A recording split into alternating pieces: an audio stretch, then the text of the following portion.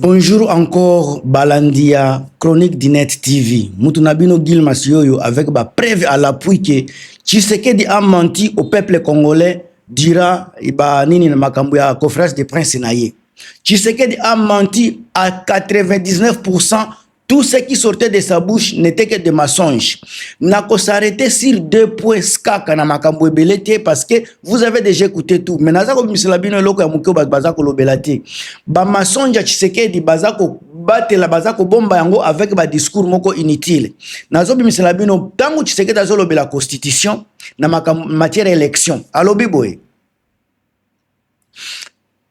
Élection ko sale maté po guerre za na Congo alobaki yango. Mais aza kosala changement soit révision à constitution pendant que makambwana eza kosalema. Écoutez eloko constitution na biso elobi. Naza koyana ba preuve et puis nako démontrer ngo na suka. Boyoka eloko balobi pona makambo etali constitution na biso dira la guerre. Oyo nazoloba eza na constitution ya RDC. Congo balobi boye. Maman Marie-Antoinette Makayabu, Chirac Makayabu, Tonton Nangai, Celestelo, Mama, François Mboukou, na Pesibino Bambo Théâtre, Papa Denis Pongo, merci, Lucien Kandakanda, avec Stéphane Ngongo na Canada, merci. Peto aller aux élections durant la guerre.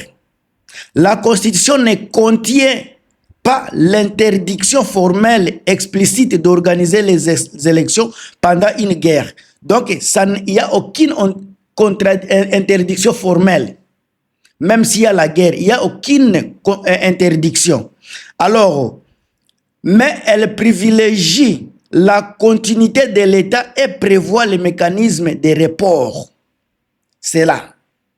Alors, l'article 70, alinéa 2, Elobiboy,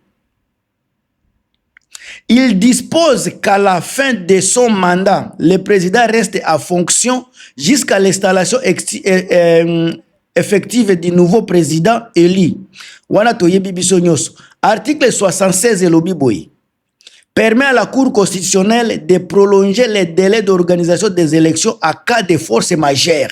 Mais na minicho seke dazoloba makambo élection kozalate po bitumba eza. Même chef ya Seni wana président ya Seni alobi bazangi ba moyen. Mais président eko contredire mutu ya Seni alobi bazana ba moyen bazana ba ressources mais problème ezande guerre na Kivu.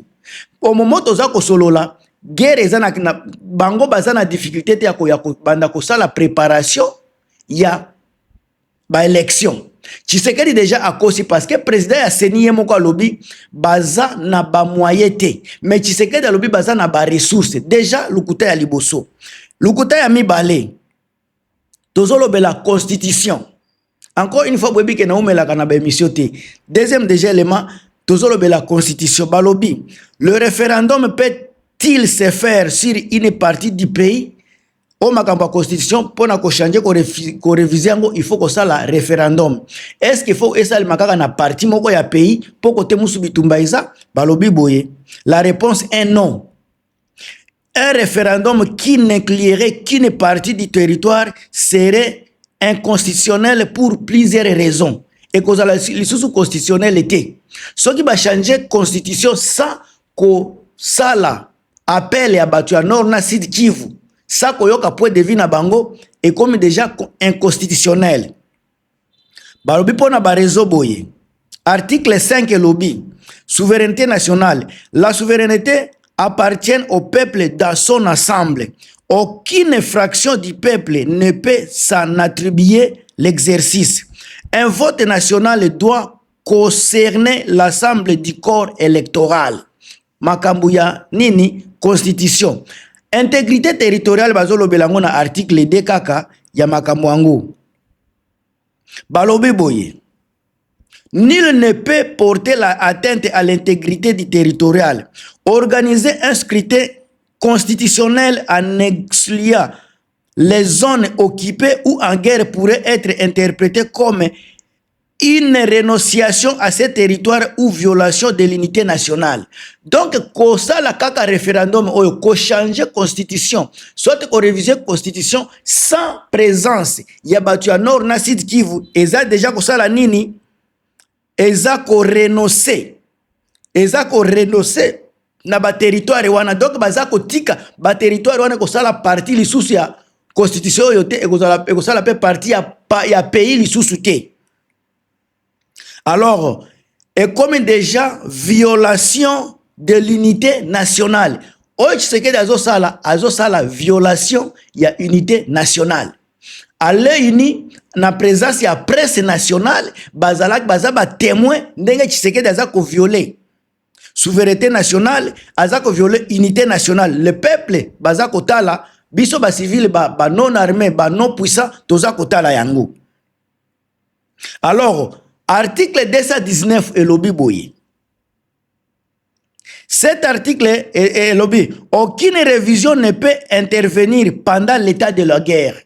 Aucune révision. Article 219. Et ça, article moko crucial. Et il dispose que aucune révision ne peut intervenir pendant l'état de la guerre. L'état d'urgence ou l'état de siège. Natawana bakoki jamais kosala nini révision ya constitution. Aucun. Pendant état de siège, pendant état d'urgence, pendant état de la guerre également. Nyoswana bakoki kosala 3 états. État de la guerre, état d'urgence, état de siège. Tawana bakoki jamais kosala révision ya constitution. Alors, comme un référendum est le moyen de valider une révision constitutionnelle, référendum est le moyen de valider une révision constitutionnelle majeure, la Constitution l'interdit purement et simplement tant que le pays est officiellement en état de guerre. Yango balobi awa. Mais Tshisekedi azako loba yango donc azokende contre constitution. Tshisekedi azokende contre constitution. Boyoka. Ba américain ba exiger na Tshisekedi a changer constitution. Donc sans référendum ya peuple congolais, sans la volonté ya peuple congolais, parce que tous en état de guerre ba peuple ya Kivu, il faut bazala initier un référendum. Tshisekedi a décidé ko renoncer na ba parti oyo M23 baza ko occuper andimi ko renoncer. Donc bande ko tango naza ko loba na bino ke bitumba esi silaki fédéralisme esi kotaki soudanisation esi bandaki o tozo na fraction biso nyo stoyebi eza balkanisation mboka na biso esi kendeki. Tshisekedi awa aza ko yasika ko signer carnet de la mort, carnet de la séparation, carnet de la soudanisation. Tshisekedi a signé yango. Bino bozota la kaka na makambo ndenge mususu. Mais Tshisekedi vient de signer la soudanisation pure, claire et simple. Sans que mutukutu aloba. A signé yango. Mukolo bokomona ba sali révision ya constitution et koza la signature ya renonciation ya ba territoire ya nord na sud Kivu. Na maboko ya M23. Botala makambo yo bokopesa nga réseau lobby. On a lobaki te na lobby yango. Un jour vous me donnerez raison. Ndeko nanga grâce Kibombo na Italie, Thérèse Disabe bandeko boza ebele. Boza na makambo koloba ebele pe. Boza na façon ya ko réagir na boza na ba façon na bino ko réagir. Soki bo réagir été, bo tchata na ba commentaire été, batu ba koyeba ba idée na bino te. To partager to sangana to lobela mboka na biso sur tous les moyens.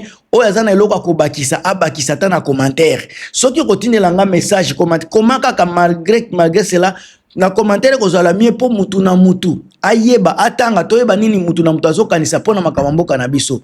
Mboka na biso ezo kabwana, mboka na biso ezo panzana, atoza ko solola, mboka eza ko kende. A moins que miracle esalema po mboka na biso ezo ngalisu na bomoko. Mboka na biso awa na minute naza koloba, ese kendeki. J'ai dénoncé, ça fait à peu près 1 mois. Naza ko dénoncer, surtout mukolo babimaki na Suisse. Ezalaki mukolo déjà batiaki signature pona soudanisation. Batiaki ba mesure ya nini ya suivi ya ba cesser les faits ba oba kotika la koto ba misu kote kuna et puis na kati ya ba makambo wana bazana makambo ya fédéralisme ba M23 ba kozala autonome côté na bango pendant combien d'état to yebité donc eza déjà division bango bako nini bako se bakosarasine na kati makasi na kati ya nord nani Sud Kivu parce que baza na administration oyo ba Tshisekedi pe baza nango. Alors na minute tozoka ba banque ezofungwama. Est-ce que Tshisekedi muto azofungola ba banque ou bien nanga bazwi façon muso kofungola ba banque parce que makambo ezokene na ndenge mususu. O na lobaki te. Nga naza koloba toujours naza koyebisa bino ba vérité yango wana. Oyo ko tia commentaire atie mais ngai na lobi déjà ba vérité na ngai. Oyo ayebi ayebi.